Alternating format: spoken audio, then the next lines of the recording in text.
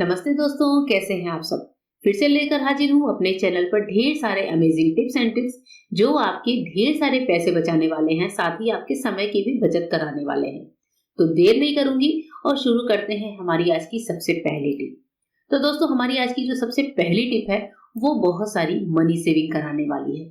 अब इस तरह के जो हमारे पैकेट होते हैं, विम बार के डिश वॉश जेल जो होता है, अगर हम इतना बड़ा डिश वॉश जेल लेकर आते हैं तो ज्यादा से ज्यादा अगर बड़ी फैमिली है तो ये 1 से 2 महीने ही हमारे घर में चलती है। लेकिन मैं इस तरह के विम लिक्विड जेल को कम से कम 3 से 4 महीने अपने घर में चलाती हूँ।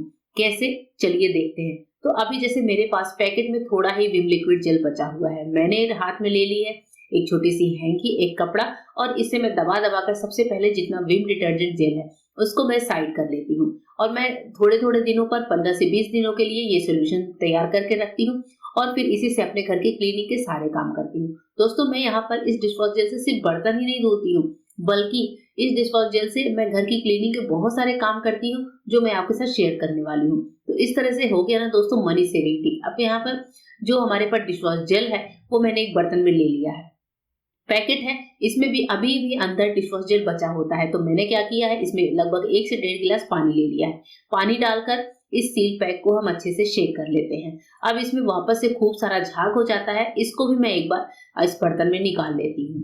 अभी भी मुझे लगता है कि इसके अंदर झाग बहुत ज्यादा है तो मैं थोड़ा सा पानी और डालूंगी।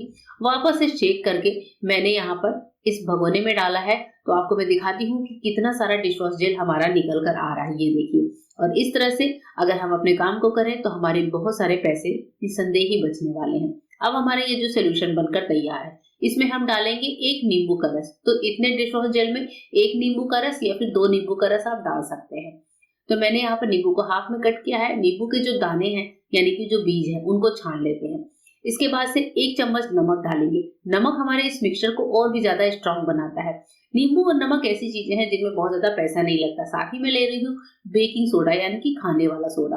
बेकिंग सोडा मैंने डाला है 1 चम्मच, इसको भी डाल लेते हैं। अब इसके बाद से जो एक और चीज मैं डालती हूँ वो होता है विनेगर। विनेगर बहुत ज्यादा स्ट्रॉन्ग क्लीनिंग एजेंट होता है और जब ये डिशवॉश जेल और सोडे के साथ मिलता है तो रिएक्शन अच्छा करता है। साथ ही हमारी क्लीनिंग में, बर्तनों की क्लीनिंग में, हर तरह की क्लीनिंग में बहुत अच्छे से काम आता है।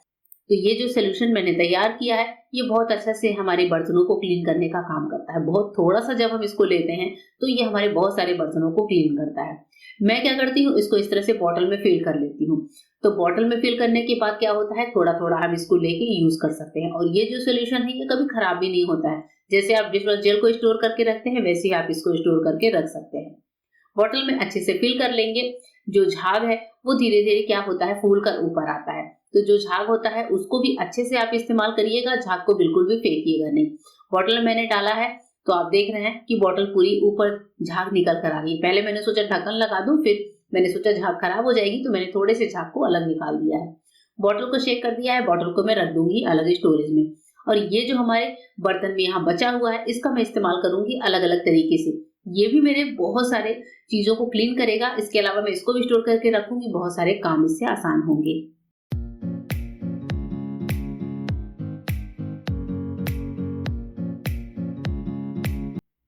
तो हमने जो ये डिशवॉश जेल बचाया था इसको मैं एक बार ले रही हूँ बर्तन धुलने के लिए। मेरे पास ये चाय का बर्तन पड़ा हुआ था यानी कि चाय का पैन, मैंने स्क्रबर में बहुत थोड़ा सा लिया है, आप देख रहे हैं।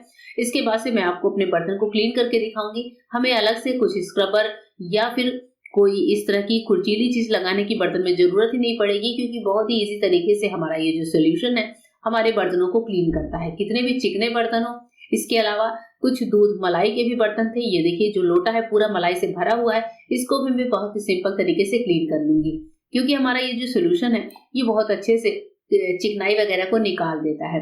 अब ये जो भगोने में थोड़ा सोल्यूशन बचा है इससे मैं कम से कम 3 से 4 दिन के बर्तन वॉश कर सकती हूँ, क्योंकि बर्तन में झाग जब आते हैं तो थोड़े ही झाग में हमारा काम आसान हो जाता है। ये देखिए बर्तन में आपको धुल कर भी दिखा रही हूँ, कितने बढ़िया तरीके से हमारे बर्तन सारे अच्छे से क्लीन हो चुके हैं। ये जो सॉस पैन है चाय वाला ये भी बहुत अच्छे से साफ हो चुका है। तो इस तरीके से आपके कुकर, कढ़ाई, तवा कुछ भी हो, बहुत थोड़े से डिशवॉश जेल में आपके पूरे दिन की क्लीनिंग हो जाती है।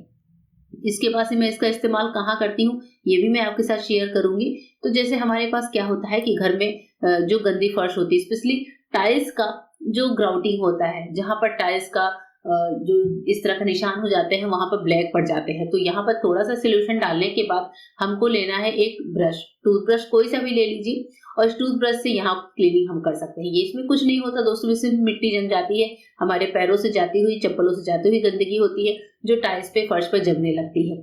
इसको भी अगर 10 से 15 दिन पर इस सोल्यूशन को डालकर आप क्लीनिंग कर लीजिए तो हमारे जो टाइल्स की ग्राउटिंग है वो बहुत अच्छे से क्लीन हो जाती है।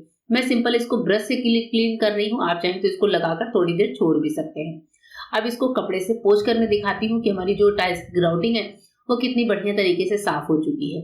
ये देखिए, पहले ये जो ग्राउट थे ये कितने ब्लैक से दिख रहे थे, अभी आप देख रहे हैं जहां पर मैंने थोड़ी सी जगह पर ब्रश रगड़ा है वहां पर कितनी अच्छी तरीके से क्लीनिंग हो चुकी है। तो आप देख रहे हैं कि ये डिश वॉशर सिर्फ बर्तनों पर ही नहीं बल्कि हमारे घर के अलग अलग कोने में क्लीनिंग के बहुत ज्यादा काम आता है। जो महंगे महंगे सोल्यूशन हम लेकर आते हैं उनकी जगह पर आप इनका इस्तेमाल कर सकते हैं। किचन के डस्टर होते हैं जो बहुत ज्यादा ग्रीसी हो जाते हैं, उन पर भी 1-2 चम्मच सोल्यूशन डालकर आप ये डस्टर वगैरह साफ कर सकते हैं। जो भी ग्रीसी आइटम है, कुछ चिकने आइटम है, इवन आप अपने किचन की चिमनी को भी इस सोल्यूशन से क्लीन कर सकते हैं। कपड़े पर लगाते ही अलग से मुझे डिटर्जेंट या साबुन लगाने की जरूरत नहीं पड़ती है। बस जैसे ही मैं लगाती हूँ तो बहुत अच्छे से कपड़े की चिकनाई हो या फिर कोई सी भी गंदगी हो वो निकल कर छूट जाती है।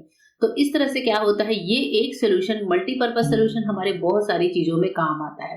घर का कोई सा भी कोना हो आप इससे क्लीन कर सकते हैं। तो इस तरह का सोल्यूशन बनाकर रखिए और एक डिशवॉश जेल में आप आराम से 5 से 6 महीने की क्लीनिंग को आसान बना सकते हैं।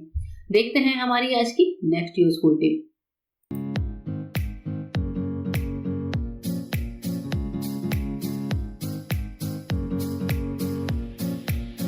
अब जो टिप है दोस्तों वो है पैन में खाना बनाने को लेकर। जब भी हम पैन में खाना बनाते हैं और जो हमारे स्पैटुला होते हैं वो हम कभी किसी प्लेट में रखते हैं, कभी अपने गैस के कुकटॉप पर रखते हैं या फिर कभी पैन में ही छोड़ते हैं। तो इससे क्या होता है कि हमारे स्पैटुला थोड़े से गर्म हो जाते हैं, उनको पकड़ना आसान भी नहीं होता और साथ ही क्या होता है, इस प्याज का आसपास का जो एरिया होता है वो भी गंदा होता है। हमारे पैन में एक हिडन फीचर होता है, ये जो इसमें बड़े से होल होते हैं ये स्पेशली हमें स्पैटुला लगाने के लिए मिलते हैं। बहुत कम ही लोग जानते हैं कि जो हिडन मतलब जो दिखता है ये होल, ये स्पेशली स्पैटुला के लिए होता है। मैं गैस पर रख कर भी आपको दिखा रही हूँ। स्पैटुला को यूज करते समय आप इसमें लगा कर रखिए, आपका काम बहुत ज्यादा आसान हो जाएगा।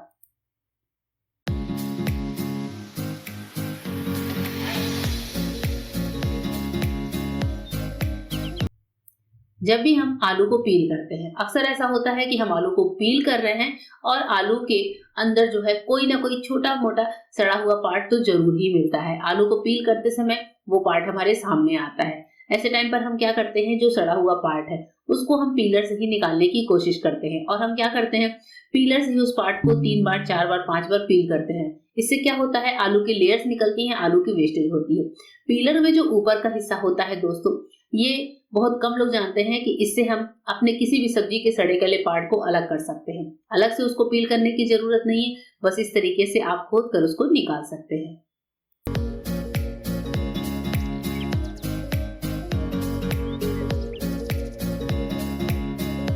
हमारे पास इस तरह के जब कुशन होते हैं, कई बार क्या होता है इनका कवर ऐसे परमानेंट सा होता है तो कवर खराब हो जाता है। अब इतने छोटे साइज का जो कुशन कवर है वो जल्दी मिलता भी नहीं है, क्योंकि ये बेडशीट के जो पूरे पैक आते हैं उनके साथ मिलता है।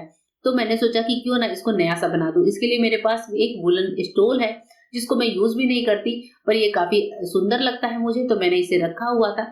तो इस तरह के जब कुशन हो तो उनको कवर करने के लिए आप कोई ब्लैंकेट, कोई शॉल या फिर स्टोल का यूज कर सकते हैं। इसके लिए आपको कुशन को बीच में रखना होगा और बस स्टोल से चारों तरफ से अपने मनचाहे तरीके से इसको कवर कर दीजिए। आप इनको टाई भी कर सकते हैं, इन पर सेफ्टी पिन भी लगा सकते हैं या फिर इनको नॉर्मल तरीके से जैसे मैं कर रही हूँ तय करने का काम वैसे भी कर सकते हैं। अब जब आप इन कुशन को कहीं पर भी रखेंगे, अपने बेड पर, सोफे पर, हर जगह पर ही ये देखने में अच्छे लगते हैं। तो इस तरह की क्रिएटिविटी हम लेडीज कर सकती हैं दोस्तों, जो देखने में भी अच्छे लगते हैं, अट्रैक्टिव भी लगते हैं। सर्दियों के दिन में इस तरह से शॉल और स्टोल वगैरह हो तो उनको तकिए पर या फिर पिलो वगैरह पर चढ़ाकर, कुशन कवर पर चढ़ाकर आप इनको अट्रैक्टिव भी बना सकते हैं। साथ ही हमारे जो शॉल स्टोल वगैरह हैं जिनको हम इस्तेमाल नहीं करते उनका यूज भी हो जाता है। इस तरीके से हम इसको सोफे पर रख देंगे तो ये काफी ज्यादा देखने में भी बढ़िया लगेंगे। और हाँ, लगाने से पहले एक बार आप प्रेस चला लीजिए तो ये और ज्यादा सुंदर लगते हैं।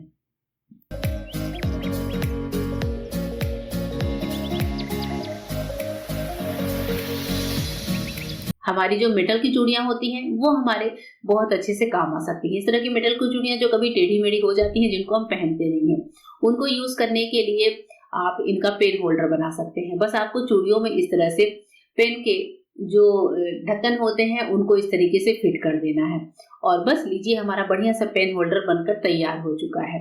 तो इस तरीके के जो भी आपके घर में बच्चों के रूम में पेन वगैरह पड़े हो, इनको इन पर हैंग करिए और बस किसी भी घर में कोई भी हुक हो, खोटी हो, बच्चों के कमरे में कहीं पर भी आप इनको इस तरीके से हैंग कर दीजिए। तो बस बच्चों को उनकी पेन भी जगह पे मिल जाएगी और हमारी जो चूड़ियाँ हैं उनका भी इस्तेमाल हो सकता है। तो दोनों ही चीज़ों का यूज़ हम बहुत अच्छे तरीके से कर सकते हैं।